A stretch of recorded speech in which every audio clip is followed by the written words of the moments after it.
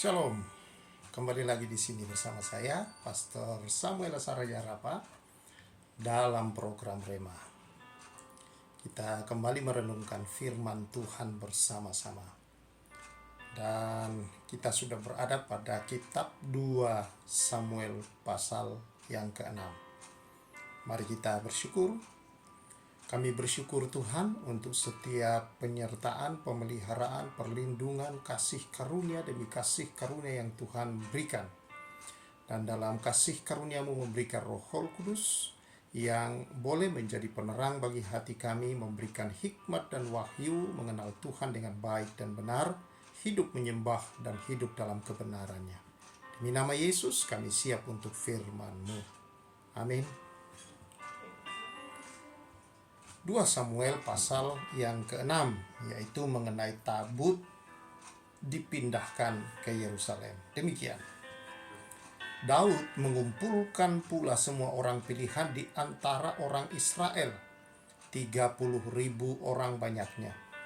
Kemudian bersiaplah Daud, lalu berjalan dari Baale Yehuda dengan seluruh rakyat yang menyertainya, untuk mengangkut dari sana tabut Allah yang disebut dengan nama Tuhan semesta alam yang bertakhta di atas kerubim.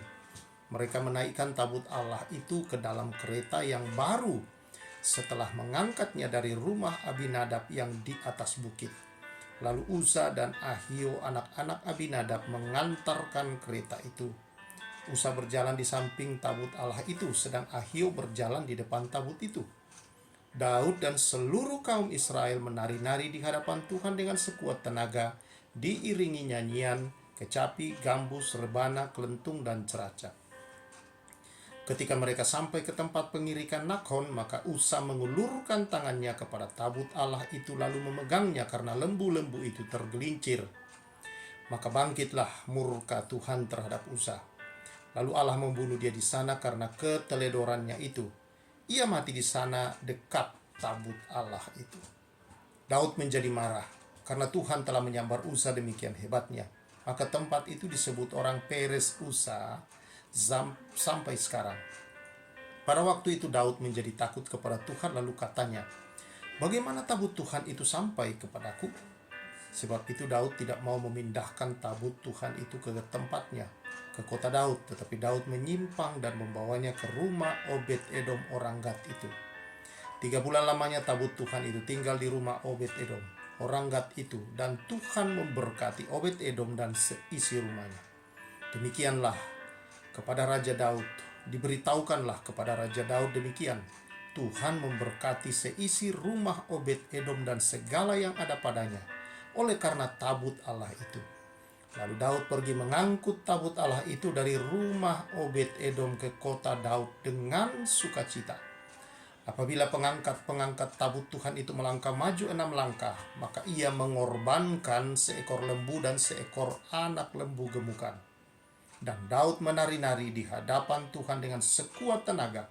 Ia berbaju efod dari kain lenan. Daud dan seluruh orang Israel mengangkut tabut Tuhan itu dengan diiringi sorak dan bunyi sangkakala. Sampai di situ dulu pembacaan firman Tuhan. Saudara dapat membaca keseluruhannya. Namun kita melihat satu kisah, saudara-saudara, yaitu bagaimana Daud dengan begitu semangat dan seluruh orang Israel setelah sebelumnya saudara-saudara mengalahkan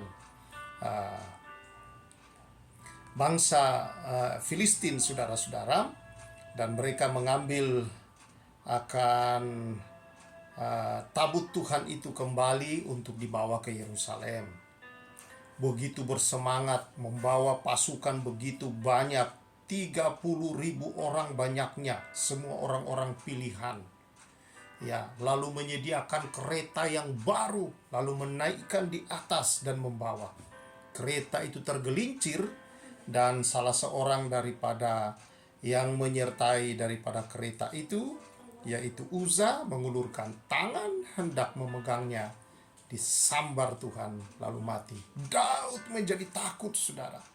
Daud gemetar dan ada rasa marah mengapa Tuhan menambar Uza. Tapi tidak ada jawaban Tuhan di sini kita lihat, saudara. Karena dia takut, saudara-saudara, akan hal itu, maka dia menyimpang.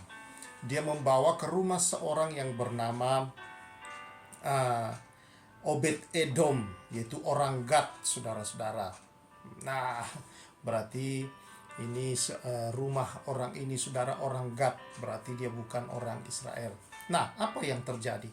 Selama 3 bulan, saudara-saudara, tabut itu di rumah Obed Edom. Dia beserta dengan seisi rumahnya mengalami berkat Tuhan. Nah, setelah diberitahu kepada Daud, maka Daud menyiapkan diri. Dia mengubah cara, saudara-saudara, untuk membawa.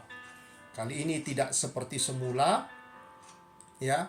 Dikatakan Daud pergi mengangkat tabut itu dari Allah itu dari rumah Obed Edom dengan sukacita, ya. Nah, ada pengangkat tabut disebut di sini. Jadi kalau yang lalu dengan kereta, kali ini tidak. Ada orang yang mengangkat tabut. Jadi dipikul bersama-sama, saudara-saudara. Nah, apa yang kita bisa belajar? Tentu amat sangat banyak hal yang bisa dikupas dari pasal-pasal ini. Tapi mari kita melihat, saudara-saudara yang saya kasihi, satu hal begini. Negara kita ini, Indonesia, sering terjadi demo. Tapi satu saat, saudara, ditangkaplah para pendemo ini oleh aparat, lalu kemudian dibawa ke kantor polisi. Lalu beberapa dari anak-anak yang mendemo yang ditangkap ini, yang dianggap, saudara-saudara, masuk dalam kerusuhan ketika sudah mulai chaos itu demo, maka ditanya untuk apa mereka berdemo. Lalu mereka berkata tidak tahu. Loh, kenapa mereka ikut demo? Ya diajak sama teman. Jadi kalian tidak tahu tujuan demo ini apa? Tidak tahu, Pak. Oh, jadi apa? Ya karena diajak saja, ya ikut meramein aja katanya. Ngeramein aja. Terus dapat apa? Dia bilang nggak dapat apa-apa. Hanya dijanji katanya dikasih nasi bungkus. Ya itu hal biasa di negara kita Indonesia, saudara-saudara, ya. Para pendemo ini rupanya tidak tahu. Semangat luar biasa, saudara, ikut berdemo, teriak-teriak tanpa dia tahu apa yang dia teriakkan, tanpa dia mengerti sama sekali, saudara, apa yang sedang dia lakukan. Dan akhirnya dia ditangkap oleh polisi karena terlibat mulai membuat kericuhan di dalam demo itu. Nah, semangat saja tidak cukup, saudara-saudara. Semangat saja tidaklah cukup untuk berdemo, tetapi harus tahu tujuan demo, untuk apa berdemo, supaya tidak membuat kekacauan. Jadi rupanya si pembuat kekacauan di dalam demo adalah mereka yang tidak mengerti tujuan dan arti daripada demo itu diadakan. Akhirnya mereka, saudara-saudara, harus berurusan dengan aparat. Demikian juga kita membaca tadi, bahwa tabut Allah itu, saudara-saudara, dibawa oleh Daud. Ketika akan diangkut, maka disediakan kereta yang baru. Dan juga Daud, saudara-saudara, membawa puluhan ribu orang-orang yang dianggap yang terbaik. Entah dari sisi apa, mungkin secara rohani, secara fisik, dan juga cukup kuat, saudara-saudara. Dan semacam mau membuat arak-arakan yang besar seperti itu untuk kedatangan tabut Allah yang adalah lambang daripada kehadiran Allah di tengah umat Israel. Tetapi rupanya, saudara-saudara, itu adalah cara yang salah. Sehingga ketika terjadi kereta itu tergelincir, maka dua orang yang mengawal daripada kereta ini, yang satu berjalan depan, yang satu berjalan di samping. Usaha yang ada di samping, saudara-saudara, berusaha sepertinya memegang untuk menolong supaya tidak jatuh. Tetapi itu bukanlah cara yang benar. Dan akhirnya dia dibunuh mati di tempat, saudara-saudara, oleh Tuhan. Nah, ini membuat Daud takut. Lalu kemudian dia membawanya ke tempat yang lain, dan itu bukan di tempat yang semestinya. Tetapi saudara-saudara, di rumah itu yang menerima tabut ini diberkati oleh Tuhan. Dan akhirnya Daud tahu Dan kemudian Daud kembali mengangkut tabut itu. Kali ini Daud melakukan dengan cara yang benar. Bahwa sebenarnya peraturan yang benar adalah diangkut bukan dinaikkan kereta. Tetapi para pengangkut-pengangkut tabut itu imam-imam yang khusus. Memang ada tugasnya, adalah ditugaskan Tuhan untuk mengangkut. Bukan naikkan di kereta, tetapi dipikul, ditandu oleh mereka, saudara-saudara. Nah, ini yang membuat kemudian tabut ini dapat sampai ke tempat tujuan yang diharapkan oleh Raja Daud, yaitu ke kota Daud, dan diangkut dengan sukacita, saudara-saudara. Jadi di dalam hidup ini, saudara, semangat saja itu tidak cukup. Perlu pengetahuan yang baik, perlu, saudara, pengertian yang benar, supaya kita bisa memuliakan Tuhan. Bagaimana saudara ingin memuliakan Tuhan dalam pekerjaanmu, dalam rumah tanggamu, dalam kehidupan pergaulanmu sehari-hari?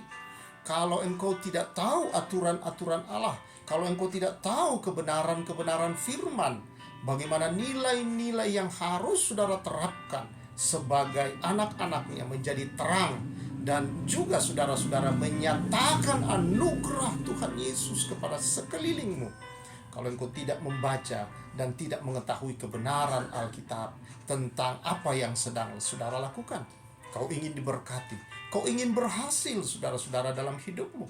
Tapi kalau engkau tidak tahu juga bagaimana berjalan yang benar dan bagaimana mengambil berkat-berkat ilahi itu dalam kehidupanmu, saudara, maka itu adalah hal yang sukar bagi banyak anak-anak Tuhan menikmati janji dan berkat-berkat Allah. Di sini, saudara, kehadiran Tuhan di dalam rumah daripada Obed-Edom mendatangkan berkat bagi rumah itu.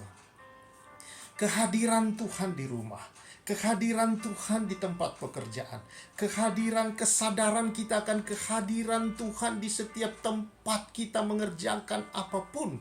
Dan kita dengan kesadaran bahwa Tuhan hadir, kita melakukan semua dengan kebenarannya, saudara, di sanalah berkat-berkat itu menanti, datang, mengalir, tersedia, tercurah di sana, saudara-saudara.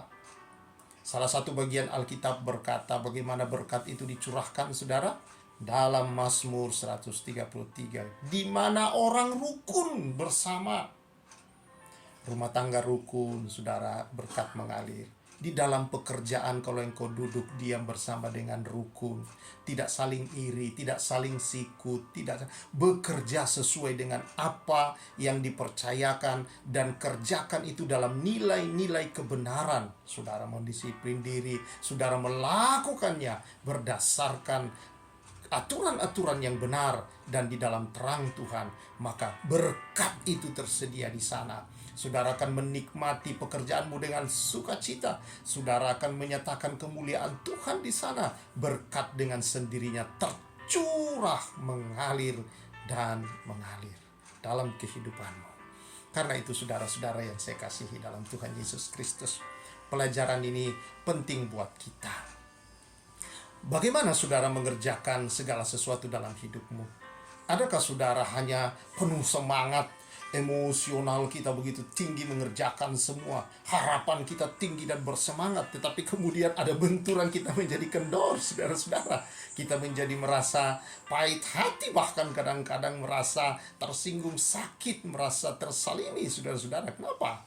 Karena kita tidak melakukannya dengan cara Allah yang benar. Dengan cara yang benar, saudara-saudara, kita mengerjakannya dalam nilai-nilai kebenaran. Walaupun ada tantangan, walaupun ada benturan-benturan terjadi, saudara, kita tidak kecewa, kita tidak pahit, kita tidak sakit. Tetapi kita tahu satu hal, bahwa Allah sanggup merubah segala hal yang kelihatan buruk itu. Allah bekerja di balik itu, akan mengubahnya menjadi sesuatu yang baik dan mendatangkan berkat bagi kita. Bahwa berjalan bersama Tuhan bukan berarti tidak ada ujian, bukan berarti tidak ada cobaan, tapi semua itu, saudara-saudara, akan mendatangkan segala perkara yang benar dan yang baik. Saya yakin di sini, saudara, bahwa kesalahan yang dilakukan Daud di pertama, dia pulang Dan ketika dia akan melakukannya yang kedua kali, saudara, maka apa yang dia lakukan? Dia belajar, dia kembali, saudara, untuk menggali bagaimana seharusnya cara yang benar memindahkannya.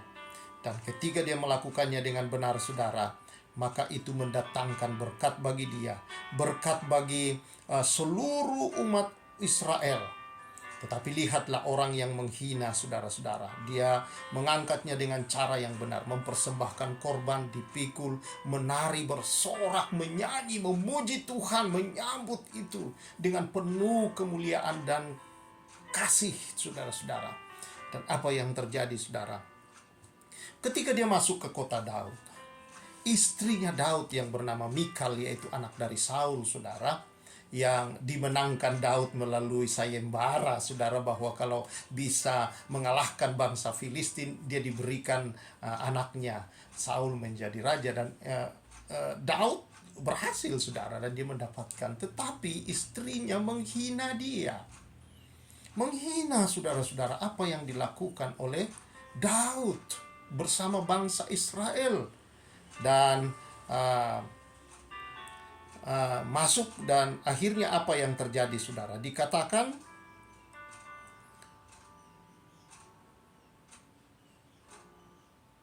ayat yang ke-20, ketika Daud pulang untuk memberi salam kepada seisi rumahnya, maka keluarlah Mikal binti Saul mendapatkan Daud. Katanya, betapa raja orang Israel yang menelanjangi dirinya hari ini di depan mata budak-budak perempuan para hambanya, merasa dirinya terhormat pada hari ini, seperti orang hina dengan tidak malu-malu menelanjangi dirinya. Tetapi berkatalah Daud kepada Mikal, di hadapan Tuhan yang telah memilih aku dengan menyisihkan ayahmu dan segenap keluarganya untuk menunjuk aku menjadi raja atas umat Tuhan, yakni atas Israel, di hadapan Tuhan aku menari-nari, bahkan aku akan menghinakan diriku lebih daripada itu. Engkau akan memandang aku rendah, tetapi bersama-sama budak-budak perempuan yang kau katakan itu, bersama-sama mereka lah aku dihormati. Nah, saudara-saudara yang saya kasihi di dalam Tuhan Yesus Kristus, dia dihina, tapi dia justru menjawab dengan, sekalipun yang lebih rendah daripada itu akan saya lakukan demi untuk Tuhan. Saudara-saudara yang saya kasihi di dalam Tuhan Yesus, di dalam pekerjaan, di dalam kehidupan, di dalam rumah tangga, di dalam pergaulan, di dalam bisnis, di dalam sekolah yang masih bersekolah, tidak berarti tidak ada tantangan, saudara. Seringkali ketika kita melakukan yang benar, seringkali ketika kita berjalan di jalan Tuhan, nilai-nilai dan norma-norma Tuhan yang jelas, saudara, kadang ada yang mencibir kita, sok suci lah, sok agama lah, aduh sok saleh lah, dan sebagainya. Kadang-kadang hinaan itu datang, saudara. Jangan takut dengan semua itu, abaikan saja dengan semua itu. Karena apa, saudara-saudara? Seperti Mikal binti Saul di ayat yang terakhir berkata, Mikal binti Saul tidak mendapat anak sampai hari matinya. Di sini, saudara-saudara, yang menghina Daud tidak mendapat berkat apa-apa dengan kehadiran Tuhan di tengah Yerusalem. Sementara orang menikmati berkat Allah dengan kehadiran Allah, karena mereka menghormatinya. Mereka melakukan segala sesuatu tindakan yang baik dengan nilai-nilai norma yang benar untuk kemuliaan Tuhan. Ada yang mengejek, ada yang menghina. Mereka semua diberkati, tetapi yang mengejek dan yang menghina, saudara, tidak mendapat apa-apa. Mungkin kita menghadapi itu, mungkin kita diperlakukan tidak adil dengan semua itu, kita dibully dengan macam-macam, padahal kita sedang berjalan di jalan yang lurus ini, saudara, di jalan yang benar, dalam kebenaran firman Allah. Maka saudara tidak perlu takut, tidak perlu, saudara-saudara, kemudian menjadi marah dengan itu semua. Bahkan, saudara, katakan kepada dirimu, kalau ada yang lebih tinggi lagi Tuhan ingin saya lakukan daripada yang selama ini kalian lihat, saya akan tetap hidup dalam kebenaran itu. Dan saudara akan menikmati segala janji, kebenaran, kemurahan Tuhan, kasih karunia Tuhan melimpah-limpah. Berkatnya sudah pasti akan tercurah atas kehidupanmu. Saudara yang saya kasih, kiranya kebenaran ini menjadi bagian yang memberkati kehidupan saudara. Karena dengan kita hidup menghormati Tuhan, dengan kita hidup hormat di sini, saudara-saudara takut akan Tuhan, bukan berarti saudara-saudara kita seperti hormat kepada seseorang yang sedang ketemu polisi di jalan karena dia melanggar lampu merah, jadi dia takut dan karena hormatnya kepada polisi itu terpaksa dia berhenti. Tidak, bukan keterpaksaan di sini saudara. Di sini hormat, takut akan Tuhan artinya kagum akan kebesaran, kuasa, kasih, kemampuan Allah untuk menyediakan dalam hidup, penyertaannya yang sudah pasti, dan segala kasih karunia yang berlimpah. Ini membuat kita mau hidup benar saudara, hidup dalam jalan-jalannya, dan tidak saudara-saudara menyimpang ke kanan dan ke kiri. Mari saudara yang saya kasihi dalam Tuhan Yesus Kristus, hari ini ayo kita dipanggil Tuhan menjadi terang dan garam dimanapun kita berada. Kiranya saudara-saudara di segala bidang yang sedang engkau jalani dan di rumah tangga dimanapun, percayalah bahwa Tuhan hadir. Tabut Allah ada di sana. Artinya kehadiran Allah selalu bersama dengan saudara. Sadari kehadirannya supaya saudara sadar juga terus untuk melakukan kebenarannya di dalam segala bidang hidupmu. Berkat Allah saudara tersedia di sana berlimpah-limpah. Kiranya kebenaran ini memberkati kita semua. Mari kita bersyukur. Terima kasih Tuhan, karena Engkau sumber, Engkaulah segala-galanya.